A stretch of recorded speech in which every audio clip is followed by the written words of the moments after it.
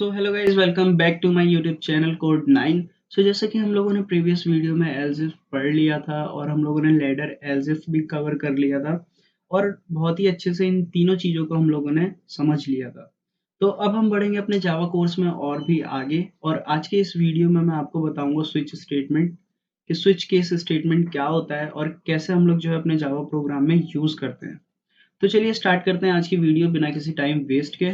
और switch statement पढ़ने से पहले जो है मैं आपको उसका सिंटैक्स बता देता हूँ। सो मैं ओपन कर लेता हूँ अपना नोटपैड। और जैसे कि मैंने आपको बताया था कि हमारे जावा में 50 कीवर्ड्स होते हैं, जिसमें से स्विच और केस भी होता है। तो इसका सिंटैक्स देख लेते हैं। मैं यहाँ पे लिखता हूँ स्विच, यहाँ पे ब्रैकेट, यहाँ पे करली ब्रेसेस, और इन करली ब्रेसेस के अंदर जो है हम लोग अलग अलग केसेस पास करते हैं। मैं यहाँ पे लिखता हूँ केस 1।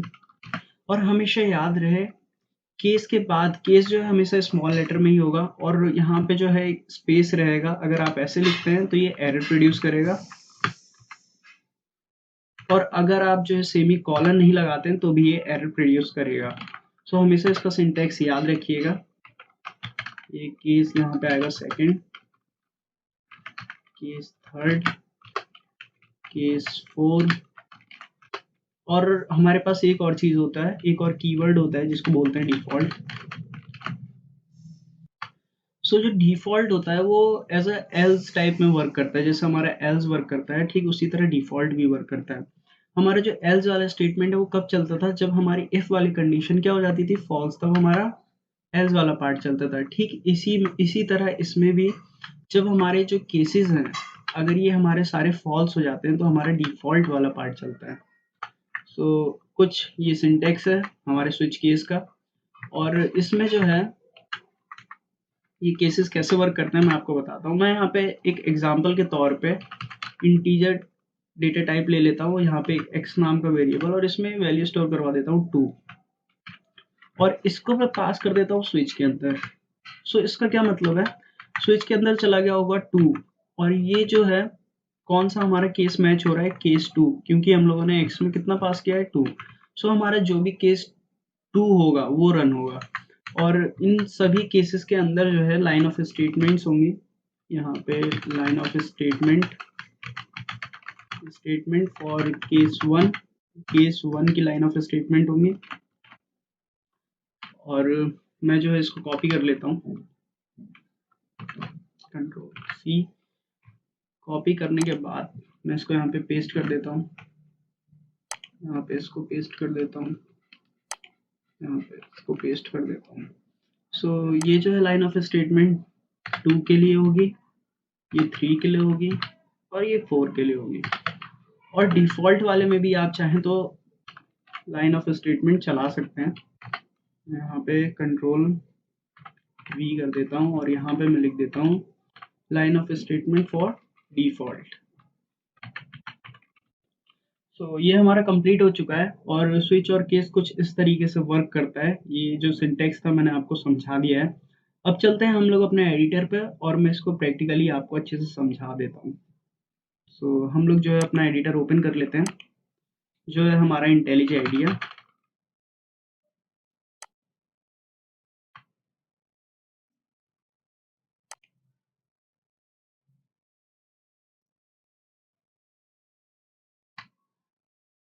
ओके, सो जो हमारा एडिटर है वो ओपन हो चुका है।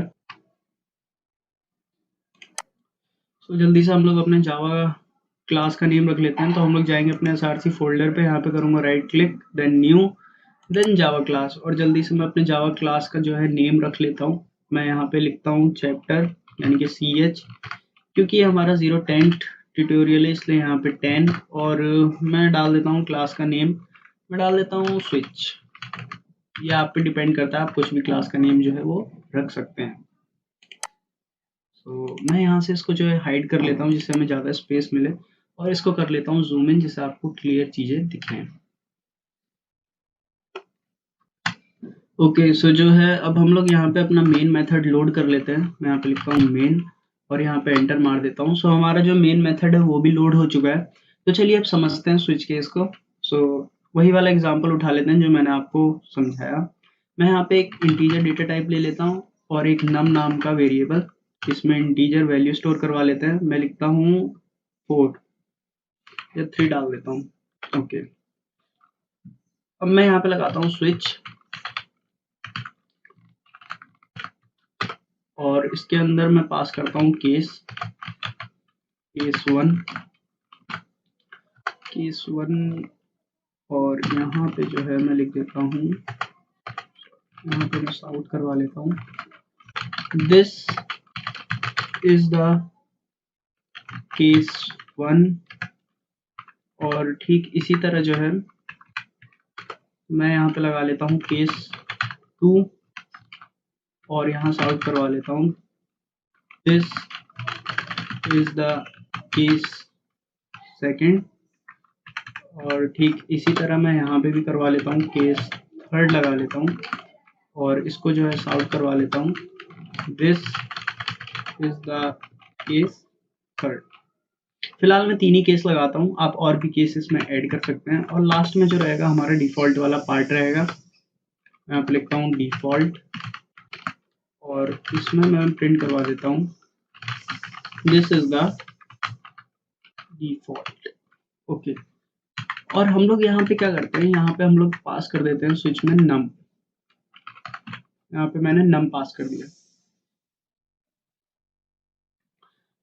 अब यहाँ पे क्या हो रहा होगा, स्विच के अंदर जो है नम की वैल्यू चली गई है, यानी कि 3 जो है स्टोर हो गया है। हमारा कौन सा जो है केस है वो रन होना चाहिए, हमारा केस 3 रन होना चाहिए। क्यों? क्योंकि मैंने नम में यहाँ पे 3 स्टोर करवा रखा है, इसलिए हमारा क्या रन होगा, केस 3 रन होगा।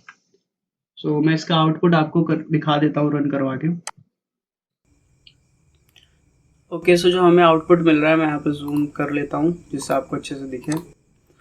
हमें मिल रहा है दिस इज द केस 3 और मिल रहा है दिस इज द डिफ़ॉल्ट। अब डिफ़ॉल्ट वाला स्टेटमेंट क्यों चला है मैं आपको बताता हूँ। वो इसलिए रन हुआ क्योंकि हम लोगों ने यहाँ पे ब्रेक नहीं लगाया है।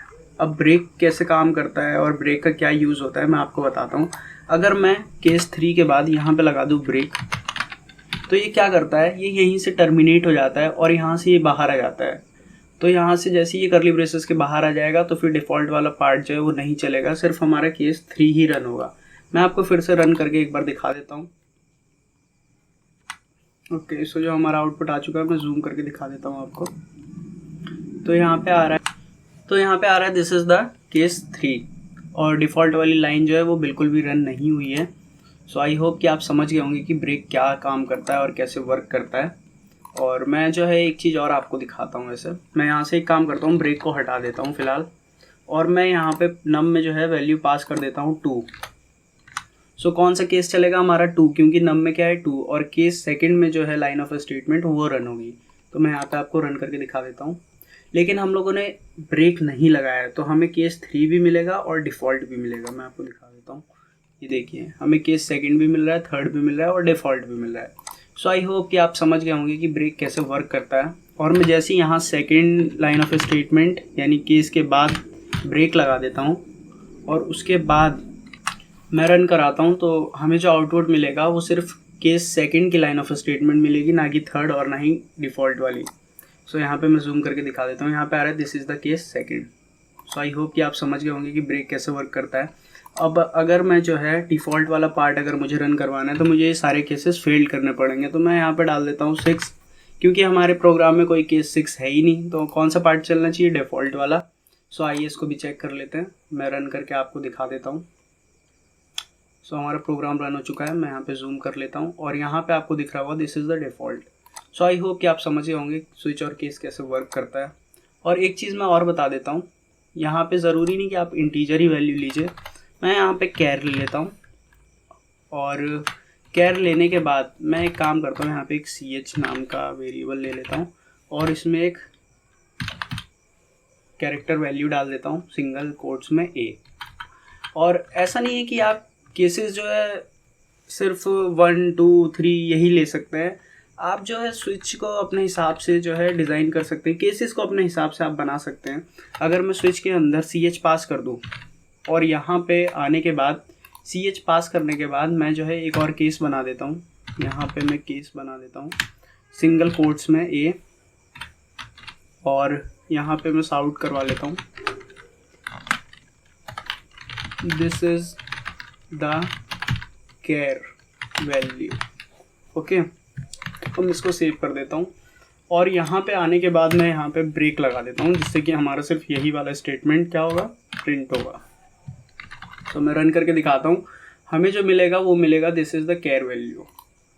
और यहाँ से मैं रन करा के आपको दिखा देता हूँ आउटपुट। सो मैं इसको जूम कर लेता हूँ और ये देखिए आपको दिख रहा होगा this is the care value, जो कि बिल्कुल करेक्ट आउटपुट है। सो आई होप कि आप समझ गए होंगे। आप केसेस को अपने हिसाब से डिज़ाइन कर सकते हैं, ज़रूरी नहीं कि आप इंटीजर या कैरी वैल्यू लें, आप फ्लोट भी रख सकते हैं, आप कुछ भी रख सकते हैं।